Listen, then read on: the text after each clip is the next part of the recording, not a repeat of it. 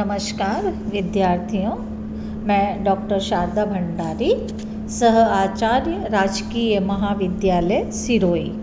राजकीय महाविद्यालय सिरोही मोहनलाल सुखाड़िया विश्वविद्यालय से संबद्ध है।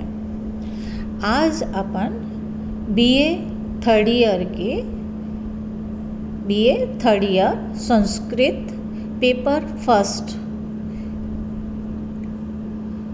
जिसमें किरातार्जुनीयम का प्रथम सर्ग पाठ्यक्रम में निर्धारित है। ये किरातार्जुनीयम महाकाव्य भारवी के द्वारा रचित है। इसका सिर्फ प्रथम सर्ग ही आपके पाठ्यक्रम में है, तो भारवी के व्यक्तित्व और कृतित्व को हम बाद में देखेंगे। पहले किरातार्जुनीयम के प्रथम सर्ग का अध्ययन करेंगे। तो इस प्रथम सर्ग को प्रारंभ करने से पहले मैं आपको इस प्रथम सर्ग का सारांश बता रही हूँ। वर्णन की दृष्टि से यह प्रथम सर्ग दो भागों में विभक्त है। पहला युधिष्ठिर के प्रति वनेचर की उक्ति और दूसरा युधिष्ठिर के प्रति द्रौपदी की उक्ति। जब महाराज युधिष्ठिर दुर्योधन के साथ द्यूत क्रीड़ा में हार गए और उन्हें 12 वर्ष का वनवास तथा 1 वर्ष का अज्ञातवास मिला, तो वे अपनी पत्नी द्रौपदी तथा भाइयों के साथ द्वैतवन में निवास करने लगे।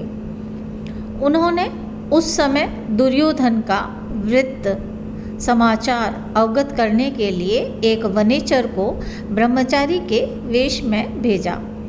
उसने कुरु प्रदेश में पहुंचकर वहां का सब समाचार गुप्त रूप से जान लिया और तदनंतर वह युधिष्ठिर के पास द्वैतवन आया और शिष्टतापूर्वक अभिवादन करके शत्रु की वास्तविक स्थिति बताने में उसे तनिक भी संकोच नहीं हुआ।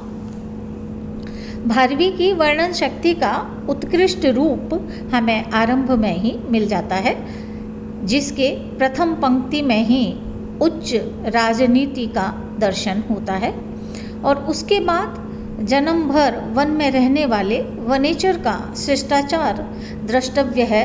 उसने सौष्ठवाउदार्य विशेषशालिनी एवं विनिश्चितार्था वाणी से दुर्योधन की प्रजा विषयक सद्वृत्ति के वर्णन से एक चित्र वहाँ पर खड़ा कर दिया। राजाओं का चरित्र स्वभावतः दुर्बोध होते हुए भी उसने अपनी बुद्धि से कहा कि दुर्योधन राज्यस्थ होकर भी आपसे भयभीत है, अर्थात सिंहासन पर विराजमान होता हुआ भी वह आपसे भयभीत है और न्याय प्रिय शासन द्वारा और नीति से जीती हुई पृथ्वी को वह नीतिपूर्वक अपने वश में करना चाहता है। वह आश्रितों को मित्रवत, मित्रों को बंधु के समान और बंधुओं को अपने ऊपर का अधिकारी मानता है। वह कर्तव्य पालन में पुत्र और शत्रु के साथ एक सा व्यवहार करता है।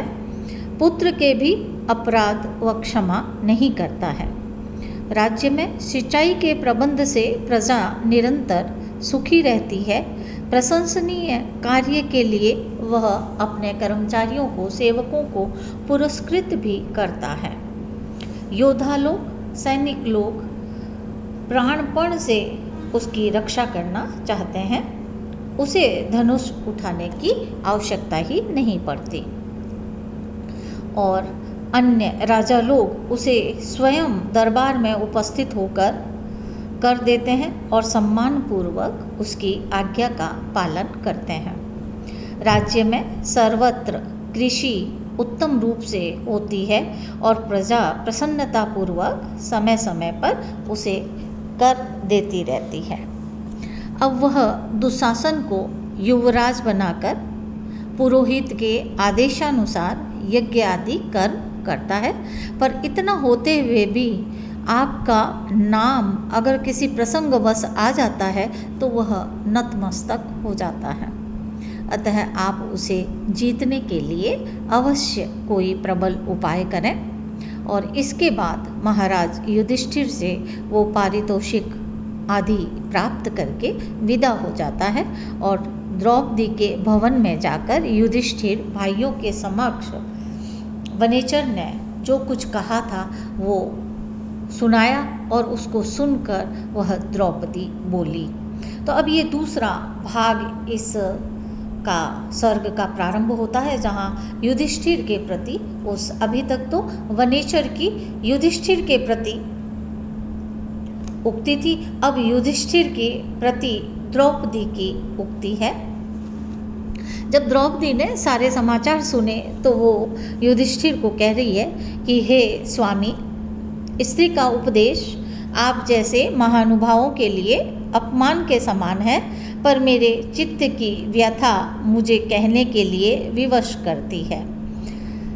आपके अतिरिक्त कौन ऐसा राजा होगा जो अपनी स्त्री के समान इस राजलक्ष्मी को दूसरे के अधीन कर देगा।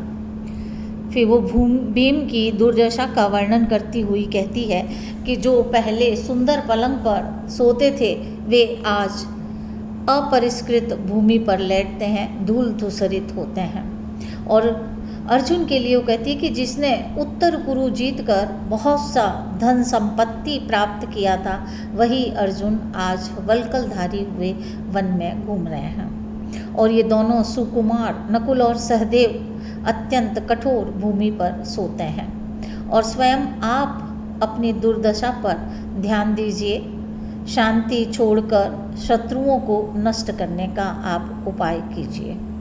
क्यों? क्योंकि शांति से तो मुनियों को सिद्धि प्राप्त होती है, राजाओं को नहीं। यदि आप शांति को ही सिद्धि का साधन समझते हैं तो ये राज चिन्ह, धनुष इत्यादि का परित्याग कर अग्नि में हवन कीजिए, अग्निकर्म कीजिए। तो हे महाराज, आप सब प्रकार से समर्थ है, अतः इस अपकारी शत्रु के विजय के लिए समय की प्रतीक्षा न कीजिए। क्यों? क्योंकि विजय की इच्छा रखने वाले राजा किसी न किसी बहाने से संधि को भंग कर ही देते हैं। तो ये इस कथा का सारांश था। भारवी के लिए एक उक्ति प्रसिद्ध है, भारवेर अर्थ गौरवम। तो भारवेर अर्थ गौरवम की यह उक्ति जो है वो प्रथम सर्ग में ही पूर्णतया चरितार्थ होती है। द्रौपदी के तीखे वाक्यों से पांडवों की हीन अवस्था का चित्र उपस्थित किया गया है।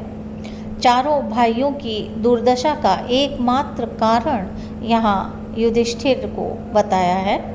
तो इस दुरवस्था से किसी भी भाई के चित्त पर आघात पड़ सकता है। स्वयं द्रौपदी अपनी दुर्दशा का नग्न चित्र खींचते हुए वाग वज्र का प्रहार करती है, पर महाराज युधिष्ठिर अचल के समान शांत रहते हैं।